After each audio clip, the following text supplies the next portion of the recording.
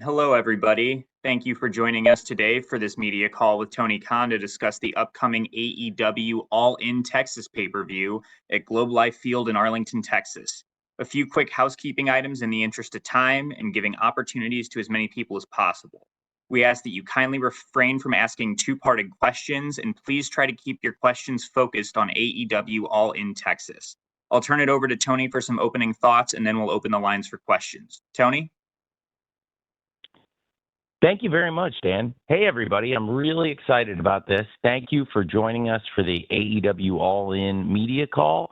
It's going to be a big, big week of events. Of course, we have Wednesday Night Dynamite tomorrow, Collision on a special Thursday, ROH Supercard of Honor, which I'm excited to talk a little bit about here, and also very, very, very excited for Saturday afternoon, AEW All In Texas.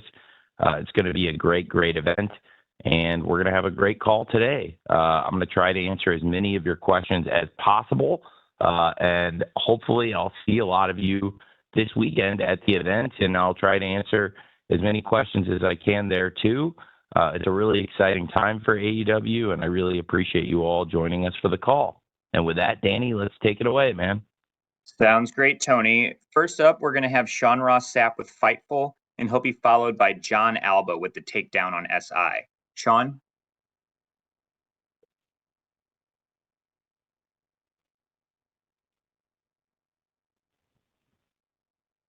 We had Sean, but it looks like his audio may be working on it. Why don't we try John Alba at the takedown on SI, and we'll go back to Sean. John? Great.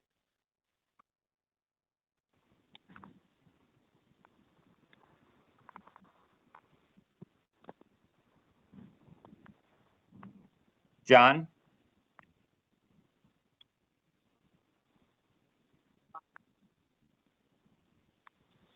Oh.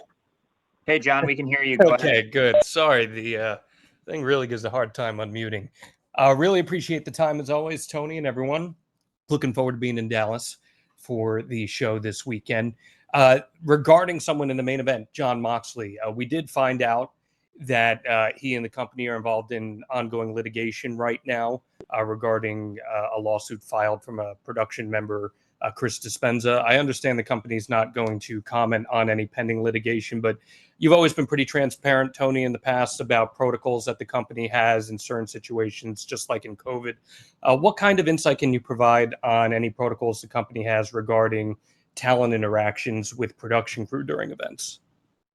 Well, I think you hit the nail on the head, John. It's not the way I wanted to start the call, but I definitely can't comment on pending litigation. So in this case, I think we really do care about the safety of everybody here. We always have, whether it's the talent, the fans, or the people working backstage in the truck, around the ring, the production team, and we all work together. And that is first and foremost, that this is a family of the wrestlers, the staff, and fans all working together to make these shows great 52 weeks a year, and we all need each other. But beyond that, yeah, I can't comment much on pending litigation, if that makes sense. Thank you, Tony. Let's try Sean Ross Sapp with Fightful one more time, and he will be followed by Jason Powell with ProWrestling.net. Sean? Hey guys, hopefully you can hear me now. I hear you now. Okay, sorry about that. There's been a lot of speculation online regarding the ascent of Mercedes Monet to this all-in spot and accumulating championships, with a lot of people speculating that she has creative control. And even though I don't think a lot of people understand maybe the difference between input and control, can you speak to that, confirm, deny it, or even the rumors that she dictates her own creative and the direction of her programs? Yeah, that's definitely not true at all. So I would love to talk about that. First of all, the person you're talking about, Mercedes Monet, is an incredible, incredible talent.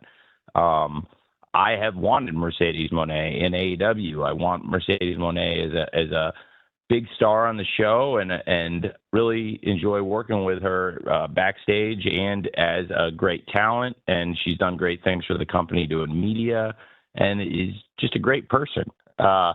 I think Mercedes is a great addition to AEW.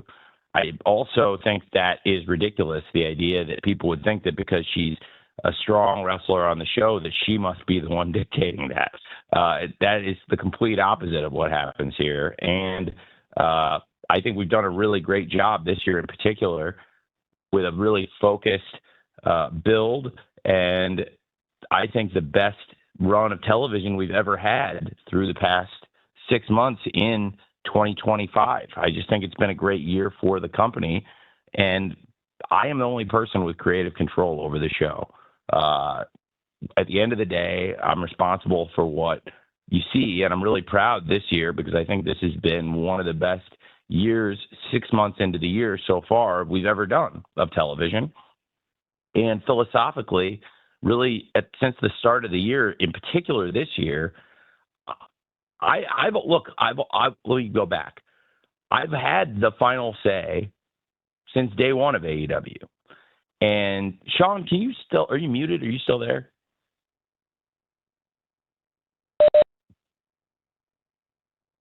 Yeah, bring him back. Thanks, Ron. Okay, I'm back. So, hey. So I rarely do this, but since it's such an insightful question. So I think you've been covering AEW basically since day one, right? Correct. Okay. So it's an insightful question you asked. So I'll try to make this like an interactive, like we would do if you were at the scrum. Sure. I think that's a good question. I have had the final creative control since the beginning of the company, and I really think we launched very successfully. When we started doing Dynamite the first few months, I was pretty open, I think, that around the holidays, I said I plan to come back with tighter focus in 2020, and that I really. You said it was a New Year's resolution. Yes, it was a New Year's resolution, and then in January, it's like a lot of New Year's resolutions that people make. It sometimes takes time to make a good transition into something you want to do. In that case, for me, it was going into 2020. I had said I really am going to only do things I believe in, and I'm not going to be talked into something I don't believe in. It's possible I'm either going to. Well, let me rephrase that. I'm either going to try to focus on AEW doing things that I come in and bring to the table and say, this is really what I want to do. Or if somebody has an idea and then I hear it and I say, okay, I really strongly believe in that. That is the way to go. You're right. But if I don't believe in it, I'm being talked into it, I'm dragged across the finish line. I just have found that those things are usually the things that don't work. And what's even worse is then when they don't work, there's nobody to blame but yourself. So in 2020, 5 years ago, I had said that's what I'm going to try to do. And I really felt like the shows in early 2020 were at that point the best we had done. And the build to the original Revolution in 2020 was some of our best work. And I thought that mindset really served us well then going into the pandemic in 2020. And fast forward several years later, we've done a lot of great work. We built the company and secured the media rights deal that was really important for our future. And again, in 2024, 5 years later, we're having so much success, yet I am finding at times I'm having so many great people with their ideas, and I'm listening to so many ideas, and I found there was a lot of input that I would take from people, and I would listen to a lot of suggestions and ideas, and I made a resolution again 5 years later, the same resolution that I had made around the holidays in 2024 that I had made in 2019, which was that AEW is going to have a great year, and that I believe that 2025 was going to be that great year, and that I wanted to take a similar mindset and similar approach. And so this year, I think you're seeing the most focused AEW in many, many years, and the best AEW in many, many years, in part because there's less voices. I'm taking less input. I'm still listening to ideas, but if I don't feel 100% about it, I'm not going to do it. And that's been, I think, a really positive change for the company. And I think that the shows in the 2025 the way things have come together reflects that positively. Now, I have such a high opinion of Mercedes in particular. I also have a very high opinion of her opponent, Timeless Toni Storm. I think they're two of the best wrestlers on the planet. They're two people I meet with every single week, at least once a week, but usually multiple times a week, and hear out ideas they might have, and they hear out ideas I have. But for both of them, I'm very involved in the direction of their character personally. They have people that they'll work with in Mercedes' case, somebody she'd worked with for a long time, which is Jen. And I work really well with Jen and Mercedes. And in Tony's case, I found somebody to help me work on it, which is RJ, who is my assistant there. But in the case of Tony or Mercedes or so many of the other great talents that I'll work with closely, I have the final say on what they do. And in the case of this match, it's something that I really wanted to have in AEW for a very long time. But I also think that it's something the fans have wanted to see in AEW for a long time. And we've done a great job, in my opinion, building to this for over a year as a match that the fans absolutely are going to want to see. But the idea that anybody in AEW has a creative control card, or that's why anybody would get a push here, is because they dictate it. That's not how it works. And I think we have a great, great company, and we're having a great, great year. And it's because of, first and foremost, the people I mentioned earlier, the groups of people that all work together here to make this happen, which is a team effort between the wrestlers, the staff, and the fans all working together 52 weeks a year. And none of us can exist without the others. The person you asked about, Mercedes, that's a great example. She's a great, great wrestler. She's a focus of the show. She's the TBS champion because she's a hugely followed and hugely talented star who brings so much to the table. I'm glad you asked about that, because I've seen people infer that she must have, some kind of a creative card because she's such a feature on the show. But that's ridiculous to me, because when you have somebody of that stature, you'd want to feature them. You'd want to push them strongly. And I think that's why, frankly, in the case of Mercedes Monet, she is not only one of the biggest stars in AEW, but backstage, she's a great person to work with. I found her to be very, very receptive. And even if she comes in with an idea that points in one direction, I might have an idea that faces 180 degrees in the total opposite direction. But if I really feel strongly about it, I've found that she's somebody that is going to do what I believe and is very trusting of AEW, somebody that really likes working in AEW and likes being here. And I think one of the great things we've done in 2025 is try to focus AEW this entire year around the people that want to be here, the people that care about AEW, and the people that work really hard for us every week. And I think Mercedes is a great example of that. Somebody who's a really hardworking, very talented pro wrestler. Does that make sense, Sean, for what you were looking for? Yes, it makes a lot of sense. Great. Thank you very much. It was great answering that for you. And thank you. Maybe see you at the Scrum. Thanks, Sean. Yes. Awesome. Thank you, Sean, and thanks, Tony, for that. Jason Powell with ProWrestling.net is up next, followed by Andrew Baydala with Final Bell Media. Jason?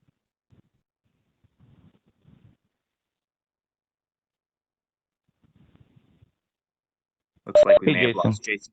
Looks like we may have lost Jason's audio. We started the pay-per-view week early with the guys fighting with the audio button here. Well, let's go to Andrew Baydala with Final Bell Media, and then we'll go back to Jason. Drew versus audio. Who's going to win? I think I'm here. Tony, can you hear me? Go ahead. Drew, you have beat the mute button. It's good to hear from you, sir. Whatever I win, I'll take it. Congratulations, Tony, on the success of AEW All In Texas at Globe Life Field in Arlington. With the success, do you think we could see a yearly AEW event held in a major baseball park across North America, considering your strong relationships with various MLB teams through True Media? It seems like a great opportunity to expand AEW's presence. What a great question. Thank you, Drew. Well, that's a great point. For those who don't know, I'm the chairman of True Media Networks. I'm fortunate to work with a great CEO and co-founder, Rafe Anderson, and a great president, co-founder, Jeff Stern. Together, the three of us and a great team of engineers and staff have built True Media up from when it was just the two of those guys who founded the company, and then the three of us have over the past decade built it up now with 27 out of the 30 Major League Baseball clubs working with True Media for analytics, engineering, and data tools, which is a huge part of Major League Baseball, as Drew was talking about. And I think it's a great point. It's been great working with the Texas Rangers. They've been a great client for True Media, and they're a great partner for AEW. Globe Life Field is a great site for the event, and AEW is having a lot of great momentum in 2025. If we can continue doing the things we're doing and expanding and having this kind of success, I absolutely believe there's the momentum there to continue having events in these kinds of great venues, whether it's Globe Life Field, which has been just a great partner and I think could be in the future again, potentially. And there are other great Major League Baseball opportunities. I have had a couple of discussions at times with some of our clients in Major League Baseball about that. And I think this has been a great opportunity for AEW. And in the future, I believe there are other great opportunities. I've been very open that I love being at Globe Life Field, and I'm also looking forward to AEW returning to Wembley Stadium in the future in London. But to your point, Drew, I absolutely think there's a market for AEW major events in these great Major League Baseball stadiums, and I'm really excited about this Saturday afternoon. Thanks for asking. Thanks, Andrew, and thank you, Tony. Going to try Jason Powell with ProWrestling.net one more time, and if not, we're going to follow up with a write-in from Ella J with a wrestling gal. Jason?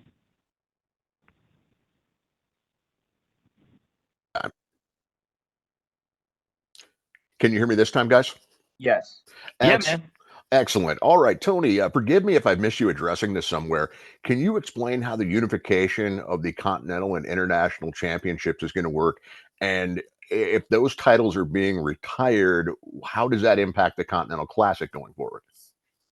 It's a great question. I have never said I'm retiring the championships. This is the first time. Thank you for asking. I'm really very appreciative of a great question about this. I've never said that. So thanks for giving me the opportunity, Jason, to talk about this. I really appreciate it, man. The unified AEW championship is something that is new to us. Never before have two AEW singles championships been held by the same wrestler at the same time. It's something very new.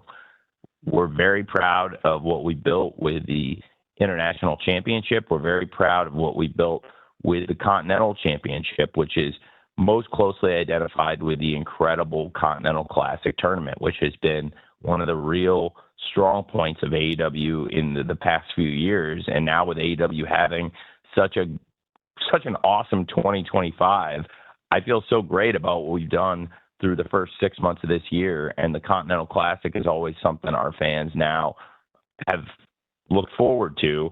So to think that we're having such a great start to the year, we're going to have a great all-in this weekend, and then we'll have an awesome Continental Classic to look forward to later in the year. There's a lot of excitement around this year. And the Continental Classic will absolutely be back. And I am going to talk more about that as we get later into the year and what it's going to entail this year. But there will be a Continental Classic. And I think the lineage of this unified championship would be intact with the International Championship and the Continental Championship. I created one unified championship belt to represent not only the significance of this match, the winner-take-all nature, that there will be somebody who's going to hold the international title and the continental title, that there would be one person carrying that lineage of these two championships after this match, and the belt itself represents the two champions that have gotten us to this point. Kenny Omega and Kazuchika Okada both have been fantastic. So representing with Kenny Omega the international title, Kazuchika Okada with the continental title, and the history that both men have with each other as well, seeing the One-Wing Angel and the Rainmaker on the side plates of this championship belt that represents the unification of the international title and the continental title in this winner-take-all match. Absolutely, those two championships, they remain, their lineages remain, and the champion may even choose to carry all three championship belts. And I wanted to create something special around this match and something special around this event and the prestige of a match to unify two championships. And we've been here in AEW for 6 years. We've had multiple championships in men's and women's for many years.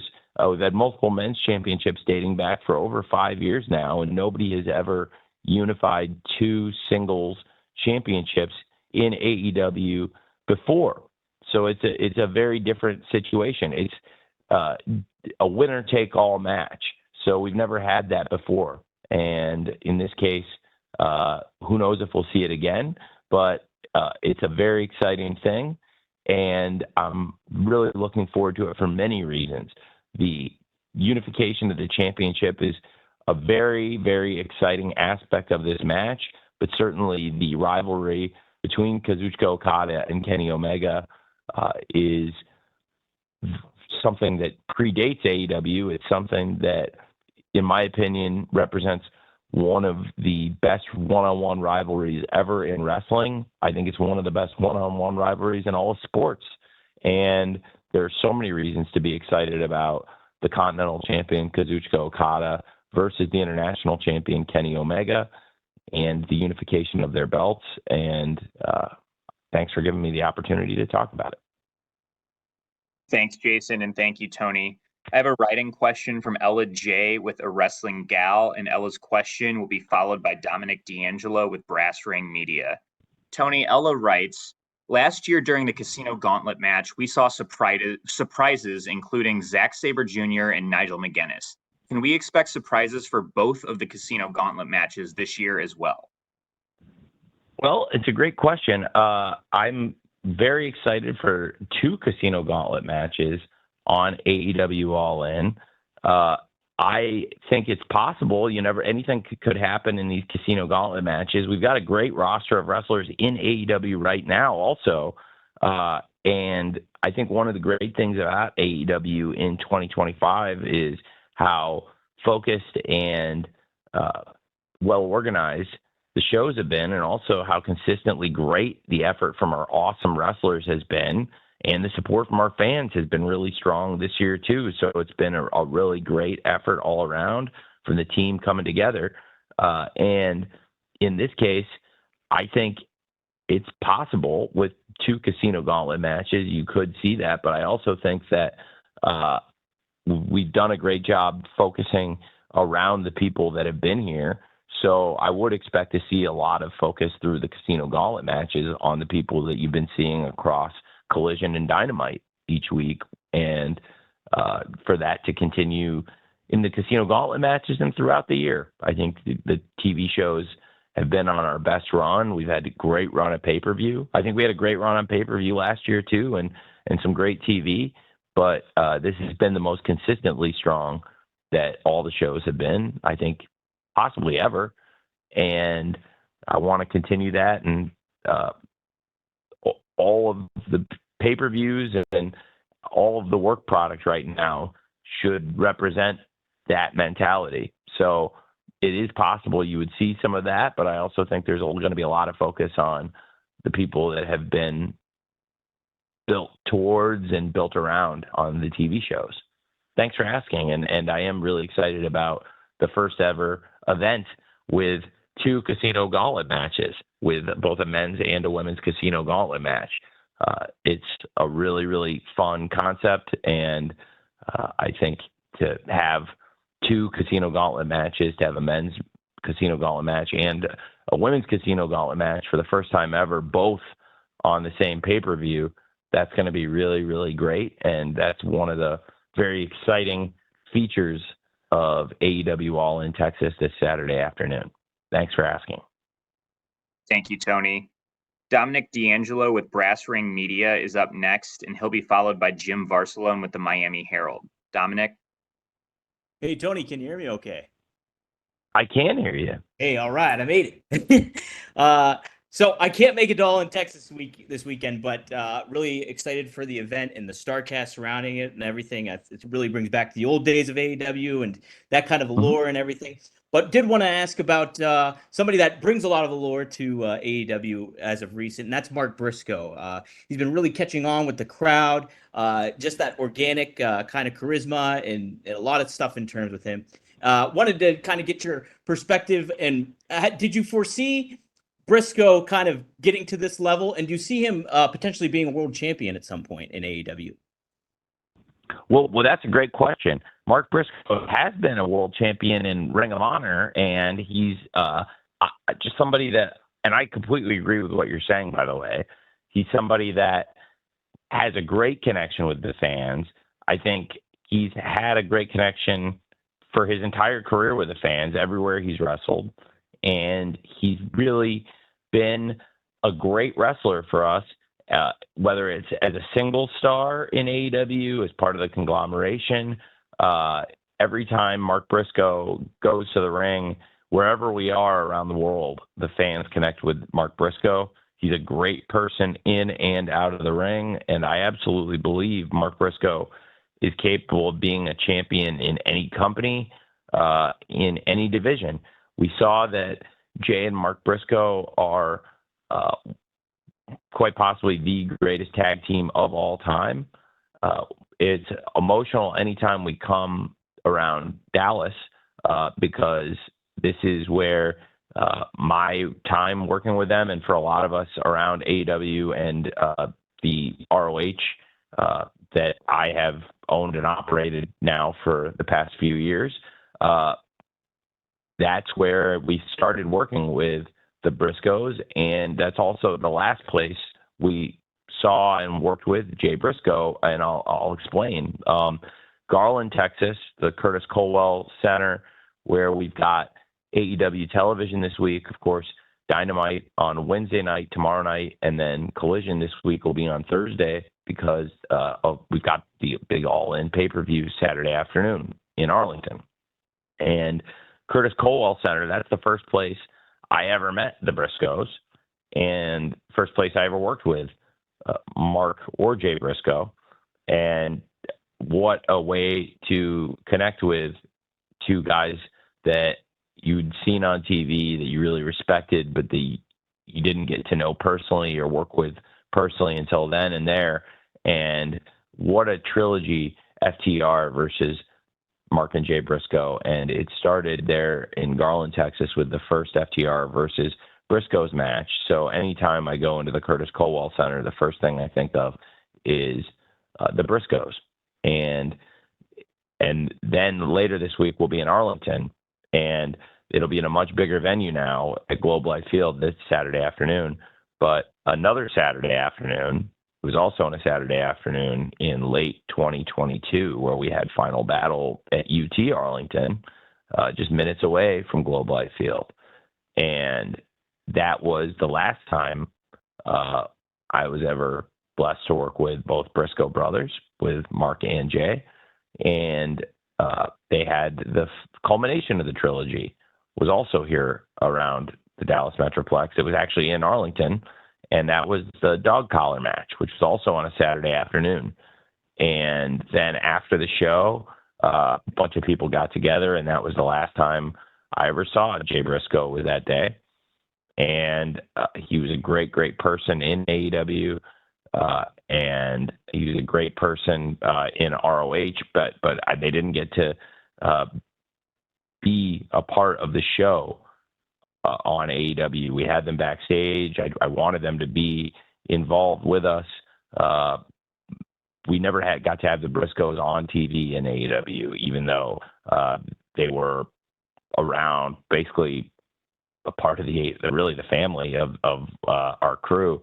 And I am the biggest fan of the tag team, the Briscoes, and Mark Briscoe has, as a singles wrestler, just been absolutely fantastic these past few years for us, and sky's the limit for him. You know, when he says reach for the sky, that's because the sky's the limit for both the Briscoes. And I think Mark has broken out and connected with the crowd as a single star. And I wouldn't expect anything different from him. He's a great, great wrestler. The fans love him very much. And anytime we're around the Dallas Metroplex, and particularly going to Curtis Colwell Center this week and then to Arlington, that'll always make me think of both Brisco brothers. And in this case, I know Jay's always with us and watching what AEW is doing, what ROH is doing, and especially what Mark Briscoe is doing. And there are a lot of people that look to Mark Briscoe as a force of positivity and as a leader and a role model. And I think Mark Briscoe is one of the real leaders in the AEW locker room, and we're very fortunate to have Mark Briscoe with us in AEW. He was a great world champion in ROH as a tag team champion, and also more recently as the world champion. And I think he'd be a great champion any title he held in any company. Thank you for asking. Thank you, Tony. Jim Varsalone with the Miami Herald is up next, followed by Rick Ucchino with the Takedown on SI. Jim? I'm curious, Tony, about other projects, other ventures by your talent, and hopefully getting more eyes on the product. MJF is in Happy Gilmore too. And I'm just curious your thoughts of when talent can do things like that and how maybe it can be promoted, or just to try to create more interest when things like that happen and maybe get more eyes on the product. Yeah, absolutely. I think, well, it's a great point, and we're very excited about MJF having this part in Happy Gilmore too. It's a huge, huge movie project, and I'm very, very, very, very proud anytime any of the AEW wrestlers book something like so significant and so major, and especially this is one of the most mainstream significant achievements any of the AEW wrestlers has had in our 6 years, and it should be celebrated. So we're really excited MJF's gotten this huge movie role, and whether MJF is a nice guy in or out of the ring, beside the point, he's a great, great wrestler. He's been in AEW since day one. I think he's one of the most talented professional wrestlers on the planet. And as somebody that has wrestled in AEW since the very beginning of the company, having him out there and booking huge movie roles and being involved in these huge productions, and now being a part of something as big as Happy Gilmore 2, that's massive. And it's great for Max. And it's, I believe, great for AEW and the fans. And it really signifies that everybody was right to put their belief in MJF, not necessarily as a human being or a nice guy, but as a talent. And it is great for MJF. And I think it's also great for AEW to see one of our homegrown top stars in a really significant movie role. And it's a great thing for Max. And everybody here is really, really proud of him. And that being said, I know there's a lot of people in the world that don't like MJF, but he is a great example of somebody who works really hard and cares about wrestling and has the mindset that they're going to work to reach the top. And you have to give MJF credit, has reached the top of the pro wrestling profession as one of the biggest stars, as somebody that's held multiple top championships, including the AEW International Championship and the AEW World Championship, and somebody that's wrestled all over the world, that's become one of the most hated villains, one of the top rudos in Mexico now, and somebody that has traveled the world, not only as a pro wrestler now, but also as an entertainer, and has built that reputation in AEW and wrestling, and is now building a reputation in Hollywood while still working really hard on wrestling and keeping the focus on wrestling first and foremost. And I really respect that. And I think absolutely we have to give MJF a lot of credit for that. And it's a great point. And I'm glad you brought it up, Jim. I think going into AEW All In this month in July, it's also important to remember that the wrestlers have a lot of great projects coming up outside of wrestling, and certainly Happy Gilmore too is a great example of that and a great project. And we're all very excited about MJF being a part of Happy Gilmore too. Thanks for asking about that. Thank you, Jim, and thanks, Tony. Rick Ucchino with the takedown on SI is up next, followed by Joey Hayden with the Dallas Morning News. Rick? Talk to you as always. Looking forward to the show this weekend, particularly the Women's Casino Gauntlet. I was there for the first one in Cincinnati earlier this year. Excited for the sequel. I know Ella already asked about some surprises. Perhaps Dr. Britt Baker could be one of them. Not asking you to spoil anything, obviously, but I was hoping you'd be able to clear some things up in regards to her. There have been some conflicting reports about her over the past week. Some say she's actively seeking her release from the company. Others vehemently denying that that is the case. Have there ever been any conversations about Britt wanting to depart AEW, and do you expect to have her back on television in the future?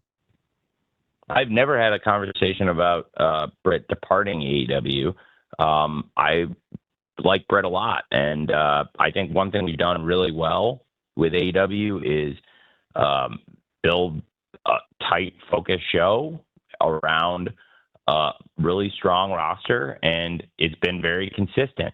And I think we've really had a very, very good year of pay-per-view and TV, and absolutely, there are some people that have not been featured, that we have a great group of wrestlers that have not necessarily been on the show a lot, or even in some cases 2025, that are very talented, and we would like to work back in when the opportunity presents itself.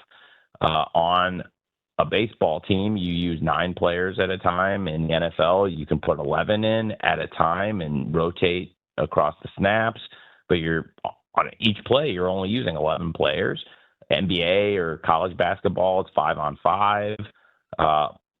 Pro wrestling, it's unique because you can use a different number of people, but still only so many slots you can fit into a show. And I think we've done a great job using a lot of the roster this year. We haven't used everybody, and there are some really talented people on our bench that we can call in that could be a great part of the show. And I absolutely think that applies to a number of women and men that are not necessarily being featured right now, but we could bring in that would be a great focus on the show as those spots open up and the timing is right to integrate different people into the show, just like you make substitutions in a sports team. But I think one thing we've done very well this year is not try to force everybody on the show every week. And I think what we have had is really well-paced, excellent wrestling television shows week in, week out, with a really focused crew. So I do really want to continue that. But I think Britt's a great example of somebody that's very, very talented, and we could utilize in AEW in the right situation at the right time. And just like in pro sports, when you have some really talented people that aren't necessarily starting every game at that point, doesn't mean they won't be starting in the future.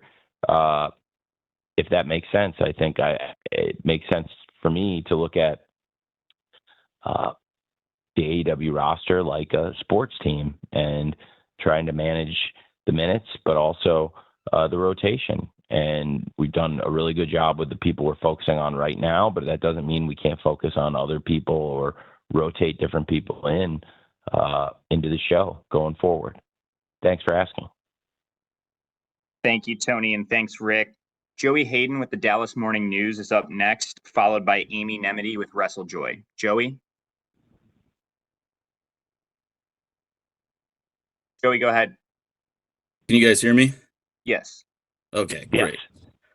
Sticking to the women's division, Athena will be defending her Ring of Honor Women's Championship at Supercard of Honor. And every time you guys come through town, whether it's Final Battle or Death Before Dishonor, she always gets one of those main event spots. But given that this weekend was All In and you have 20,000 seats to fill at Globe Life Field, was there ever a thought to possibly putting that historic title reign on the pedestal of that show in her hometown against Thunder Rosa?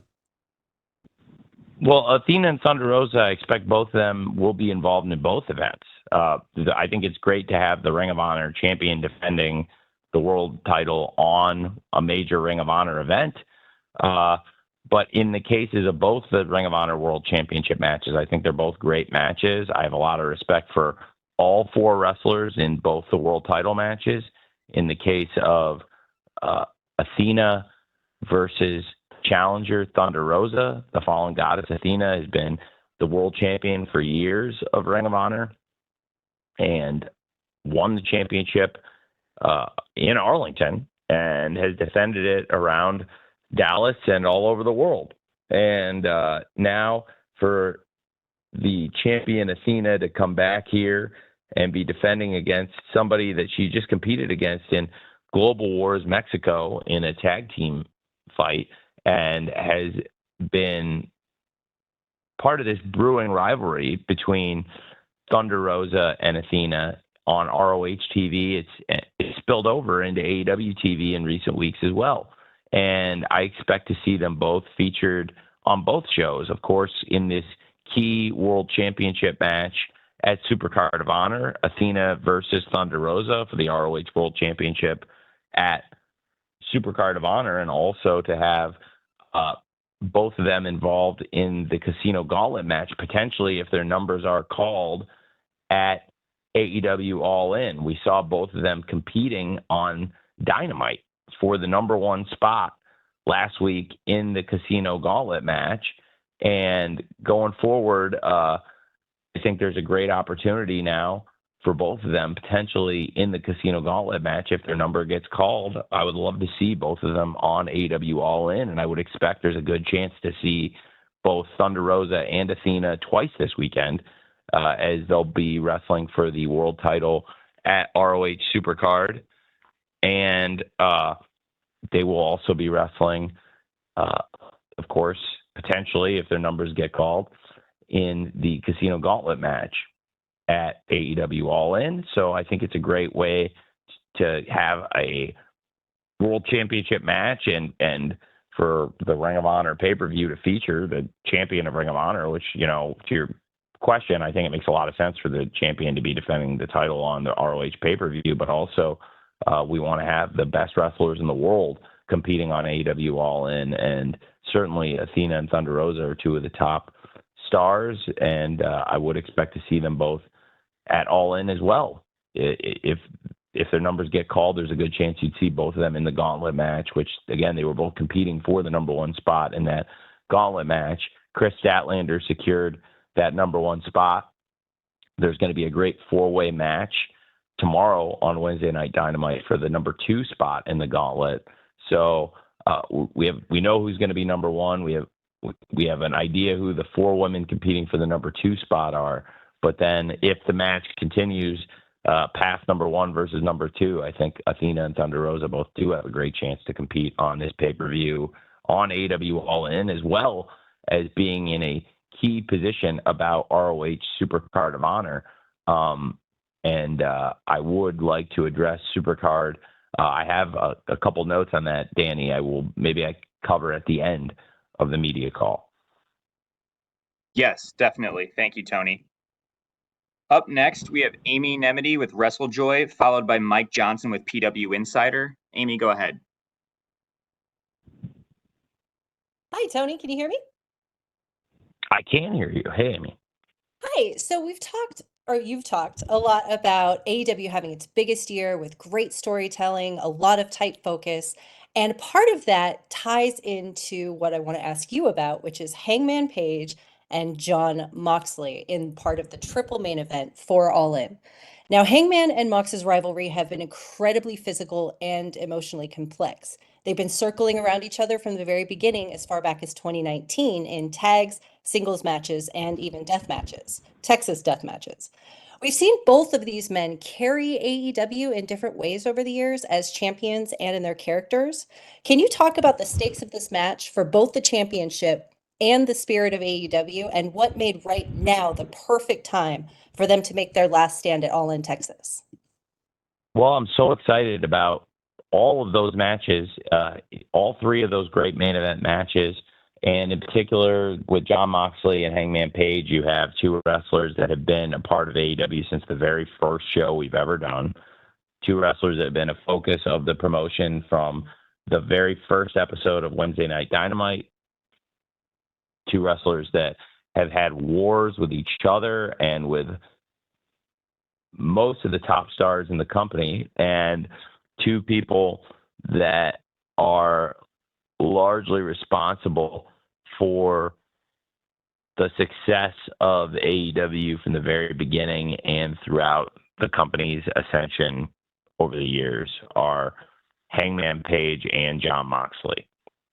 And they've both held the World Championship, and they've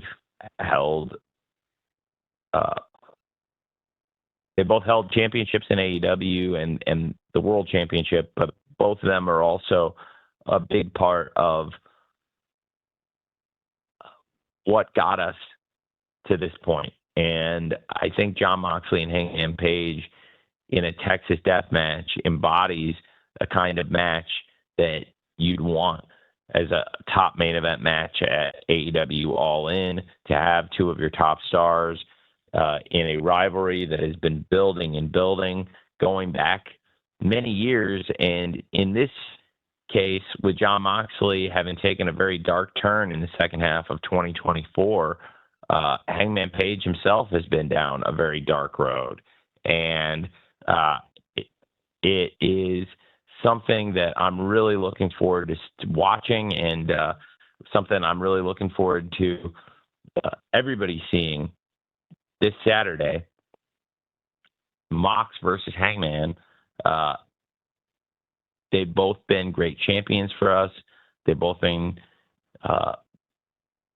faces of AEW, and I think that our fans really want to see this match one-on-one, Mox versus Hangman. So much of AEW's history is tied to both men, and I am really, really looking forward to this match. I think they've both been great champions for us, and either one would be a great champion coming out of this pay-per-view. And I really believe it's just going to be an absolutely fantastic match, Mox versus Hangman, this Saturday at AEW All In Texas in the Texas Death Match. Thanks for asking. Thank you, Tony. Next up, we have Mike Johnson with PW Insider, followed by Sulian Khan with SlamWrestling.net. Mike, go ahead. Can you hear me? Yes.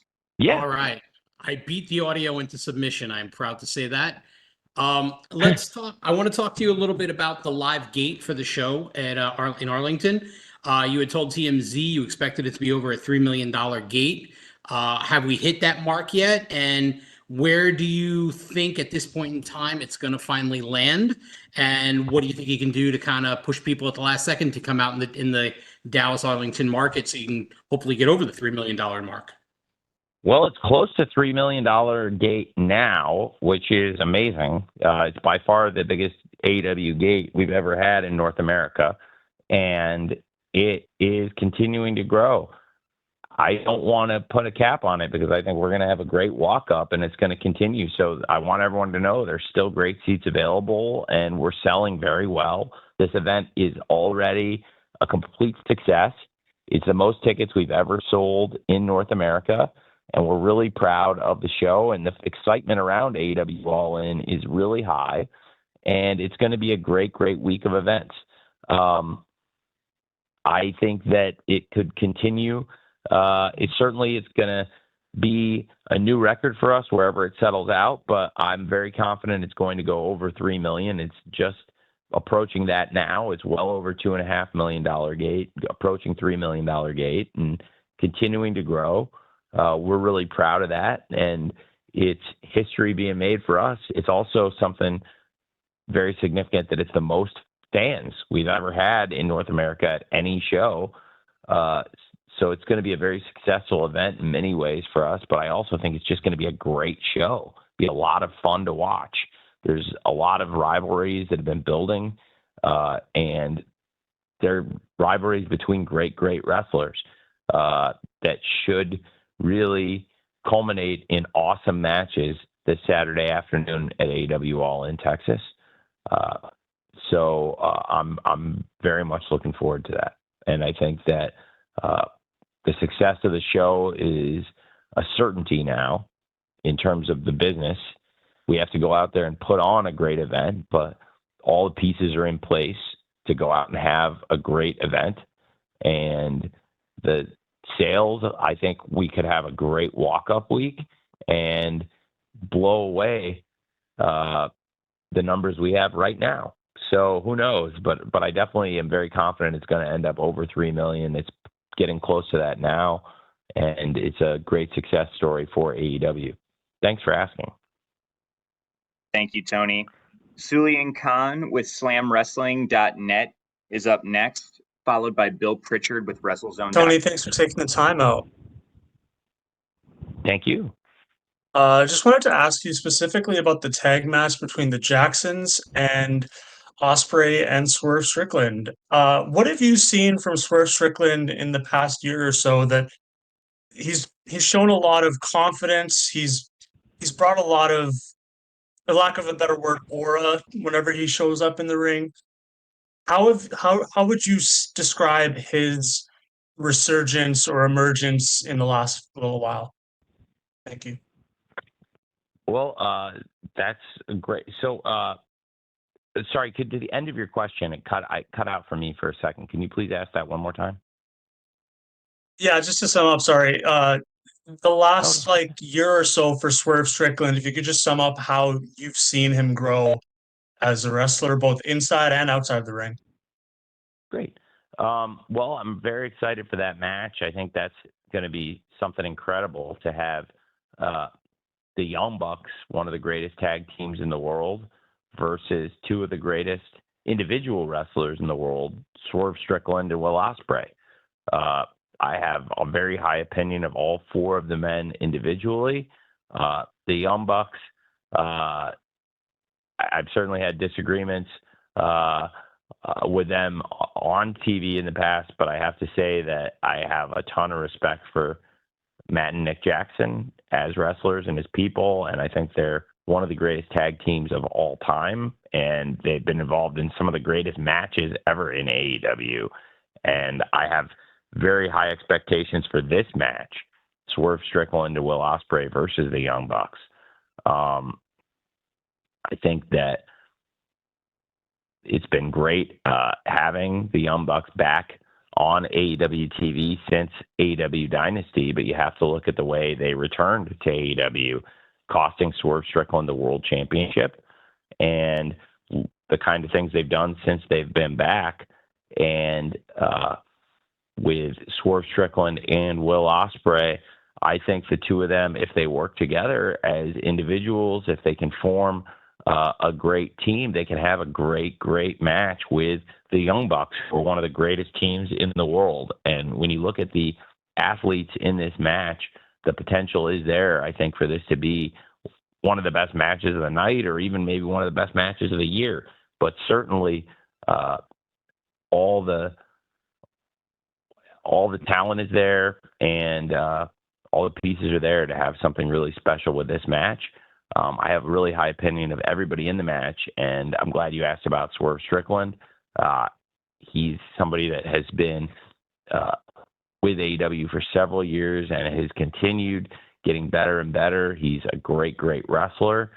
He's done fantastic work representing the company out in major media, whether it's at major events, sporting events, throwing out a first pitch, at a NASCAR event, representing the company at a movie premiere or a major licensing event. Swerve Strickland's a great franchise player, somebody that is a really key wrestler in AEW, and I'm very, very glad to have Swerve in such a prominent position here, teaming with another one of the top stars in AEW, the aerial assassin Will Ospreay, in a very high-stakes tag team match versus one of the greatest tag teams of all time, the Young Bucks. On paper, this sounds like it's going to be an absolutely fantastic match, and what's really fun is wrestling matches are not on paper. They're in real life, and this is going to be, I think, a really high-speed, hard-hitting, awesome, high-flying pro wrestling match. And very excited about Swerve and Will Ospreay versus the Young Bucks this Saturday afternoon. Thanks for asking. Thank you, Danny. Tony. Before I take the next, thank you, Danny. Before I Go take the ahead. next question, I would like to address something with Supercard of Honor, and then we can jump back in and take one last question if it's okay, if everybody has a minute. But due to some injuries that we've had in AEW and ROH, I've had to make some changes to some of my plans around multiple matches, in particular in the women's division. And there are some matches that I would like to have announced, and there's a bit of a domino effect in these things. We had a couple injuries in AEW that changed the flow of things. Just to be transparent, with Jamie Hayter being out longer than I would like in AEW, I made some call-ups and changed the roles of some people. One example of somebody who's been really prominent in AEW, and this is why it's great having ROH as a complementary promotion that is a standalone company that can have great events of their own, but also work with AEW and develop potentially some young wrestlers for AEW, and also feature great veteran stars and allow young wrestlers to work with each other or to take on great veterans and get that great experience. Somebody that's come in and done a great job on AEW TV in recent weeks is Queen Aminata. And Queen Aminata has also been involved at times in ROH. Queen Aminata has been very prominently involved in the AEW television lately and is doing a great job. And whether it's ROH or AEW, I think she's a great example of a hardworking person that's done very well and has taken advantage of opportunities that I think would have presented themselves, but maybe not ever. I think she's gotten even more opportunities as a result of an injury. Now, that's one example of an injury in AEW that is to a really prominent top star. And when you're missing a prominent top star for several weeks, like we've been missing Jamie Hayter for several weeks, then you're going to move other people into those positions, and people are going to get called up, and there's going to be reorganization. I had been hoping to start the ROH Women's Pure Tournament a bit sooner, had some injuries, and now have had another injury that changes the structure and the scheduling for some of the big matches in the ROH Women's division. And that is with the ROH Women's World TV title. With the ROH Women's World Television Champion, Red Velvet, she's doing a fantastic job. I really like Red Velvet a lot, and I think she's having a great 2025. A lot of her best work has been international competition with CMLL, and representing ROH as the World TV Champion in CMLL in great matches, including on the Global Wars special, which I thought was one of the best episodes of ROH TV we've had, and I think one of the best episodes of TV ROH has ever done. And it featured incredible matches. You had the world champion Bandito defending the title against Mascara Dorada. Of course, now Bandito will be defending the title at Supercard versus Takeshita. We saw a preview of the Women's World Championship match with Athena and Thunder Rosa lined up on opposite sides. And we also had the Women's World TV champion, Red Velvet, involved in that match. Now, Red Velvet is injured and was injured that week in Mexico and has not competed since. There are a number of women that have been clamoring for spots in the ROH Women's Pure Championship match, but also would want to be in line for the following. And first things first, so I would like to address this with the injuries to Red Velvet. It's something that I think she's going to be able to work through, but she's not going to be able to defend due to injury the Women's Championship at Supercard of Honor. So I will address that situation with an interim World TV title, and we'll be at a later date resolving that. But because Red Velvet is not able to compete, I will be having a ROH Women's World TV title interim champion crowned at Supercard of Honor, and that situation then caused some delays getting the Pure title tournament started because frankly, a lot of the same people fighting for the position of the interim TV champion would also be in line for the Pure Championship tournament. So I am looking forward to Supercard, but I would be remiss if I didn't say that I would love to have a defense of the TV title on the show, but I'm also not going to put the champion in that position. I think Red Velvet will be back in a matter of weeks, maybe a few months tops. So that's why I think crowning an interim champion makes a lot of sense, and hopefully that situation will be resolved by Death Before Dishonor. Thanks for giving me a chance to address that, Danny. I just didn't know if the next question would flow into that, but I did want to talk about it on the media call going into Supercard. That's why we haven't announced a TV title match for the women's division yet, or the Pure Women's Championship matches, because frankly, I think it's going to be some of the same women competing for those same spots. Thanks, Danny. No, of course. Thank you very much, Tony. Do you have time for one more question before we wrap? I know we've gone over your allotted hour. Yes, I do. I have as much time as we need. Thank you very much. Great. Well, then we're going to wrap up with Bill Pritchard from WrestleZone.com. So, Bill, the floor is yours. How are you? Hey, Bill, go ahead. Hey, Bill. Hey. So I actually do have a Ring of Honor related question, so I think it worked out. So Supercard of Honor has been advertised for a few different places, and I know there was a report that you were looking at a venue in Las Vegas before it was moved to Atlantic City, and then that was moved to this weekend. I just wanted to see if you could talk about why the venue changed so much, and if this is going to be part of like All In Weekend as a annual tradition, or if you have thought about the plans for where Supercard's going to fit into the schedule moving forward. Yeah. Well, thanks for asking. Well, I think we only made one scheduling change, and I thought it was a positive change. There was the only time we had talked about any other. It was on the East Coast, and we're still going to have a great ROH pay-per-view on the East Coast. Where did you hear I've never heard that about Las Vegas. That's not true, but I've also never heard it before seen that report. Bill, if I may, where's that from?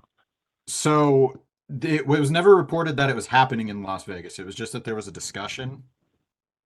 There was no discussion of that. Okay. That's not true. So there was one venue change, but it was really to give everybody the best possible show. Mm-hmm. And there was a plan to do a show in the Northeast, and we're still doing Death Before Dishonor in the Northeast. But also here, it was a great opportunity to have Supercard of Honor back in the venue where I did my first Supercard of Honor and my first ROH pay-per-view 3 years ago, and to have Supercard tied with All In weekend and have access to great talent and have so many great AEW and pro wrestling fans in the market and in the city that it would give Supercard and Death Before Dishonor a great chance if we basically what we did is move Supercard from the Northeast to Dallas, but also moved Death Before Dishonor back to the Northeast to Philadelphia, which is just minutes away from the original site we had. So there was just one trade, basically, of markets between shows. So that's really all it was.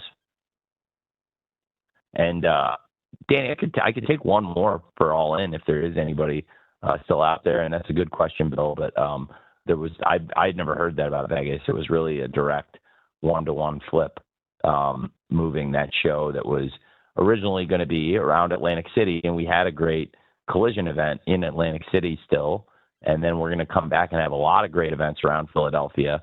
And the idea was anybody that would have been going to that show around Atlantic City, we would still want those great fans to come around Philadelphia, but also that it would give us the ability to bring Supercard to Arlington and back to the Esports Stadium, where we had a great pay-per-view last year, where we've had some really great events, and where we're going to have a big weekend this weekend.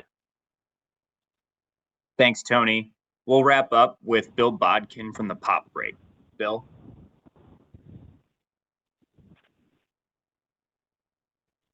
Bill, go ahead. All right.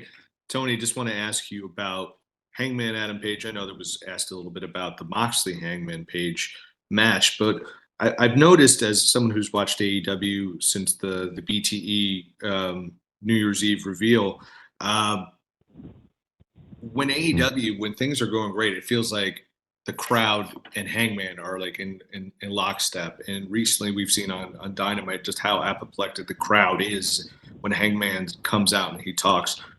In your own words, Hangman's been a day one guy. What is it about Hangman that has made him this main character in AEW? And it's almost like when Hangman is on, everything's going on the rise with Hangman, so is AEW and so is the fans. Like, what is it about this guy, in your opinion, in your mind, that makes him so special? Well, I think everybody identified Hangman as a future star. And it's like in sports, when the fans and Mel Kiper Jr. and Todd McShay and all the NFL executives see a top player going into the draft, everybody recognizes that talent. And it can take years for somebody to realize their full potential.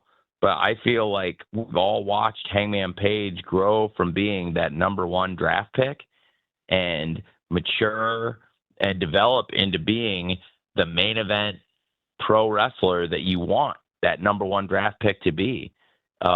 When we started AEW, nobody said he was the finished product. He was clearly a wrestler on the rise. He was a very promising young talent. And he's a man in his prime right now. And that's an exciting thing to see in any sport, and in pro wrestling, where the fans have such an emotional connection with the athletes, where the wrestlers are first and foremost, and we all work together. We all support each other.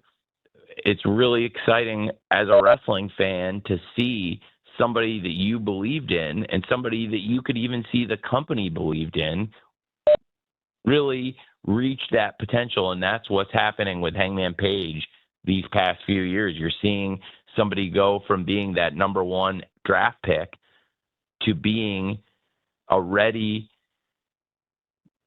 top star in their prime. And what's exciting now is he's just starting his prime. He's entering his prime, and that's really, really cool. And we've watched him get better and better and tougher and stronger and meaner. And then we've watched him reconnect with the fans and understand the difference between right and wrong. And we've seen him get pushed to the limit.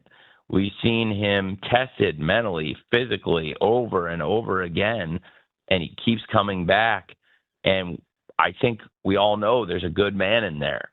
And that's a big part of why people connect with him and care about him and are gravitated towards the Hangman.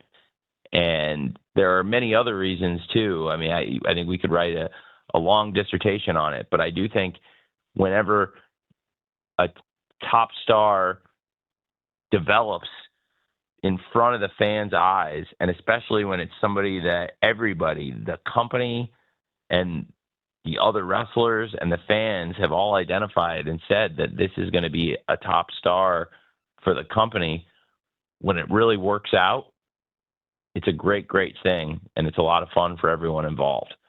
And I think that's why the journey of Hangman has been so fun to watch over the years. And I think that's why AEW is always a better company when Hangman is thriving. Thank you for asking that. And Danny, I don't know if we have any more. I have time to do more, but I really like answering everyone's questions. But this has just been fantastic. And thanks for being such a great moderator today. Well, thanks, Tony. No, that comes to the end of our questions. Know that you've given a lot of thoughts today. So I don't know if you have any closing thoughts before we wrap up here. Yeah, thanks, man. I really appreciate it. This is a great, great, great time for AEW. And a lot of that is due to the people on this call. And I know I always thank the fans, and with good reason, because for all of us, whether we're working for a wrestling company or working in wrestling media, all of us really, we need the fans. And I think hopefully all of us are fans. I know I am. And I think pretty much everybody I've talked to on this call loves wrestling. And that's why we all do this. And it's a really exciting time for AEW. And I think it's a great time for pro wrestling. It's going to be an awesome weekend, but I'm very grateful to you all coming and dialing in and calling into this. I have tried to answer as many questions as possible today. If I didn't get to your question today, or if you have more questions beyond what you asked today, either way, hopefully I'll get a chance to talk to you Saturday afternoon or Saturday evening by the time it's done. And hopefully I'll see you all at AEW All In, or talk to you on a future media call or at a scrum. But I really appreciate you all doing this and giving AEW a chance. A lot of you have been covering the company since day one for over 6 years now. And I'm very grateful for that. And thanks for your great questions today. And Danny, thanks for being a great moderator. And hopefully we'll see you all this Saturday afternoon at All In. And before that, tomorrow night, we're going to have a great go home Wednesday Night Dynamite. It should be a great event ahead of a great pay-per-view this weekend.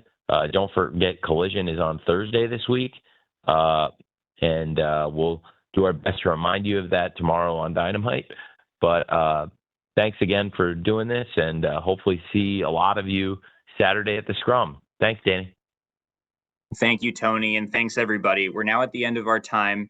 We'll be distributing an audio recording of this call to all attendees shortly, but we thank you again for being a part of today's call. Looking forward to you joining us for AEW All In Texas in Arlington this Saturday. Have a great day.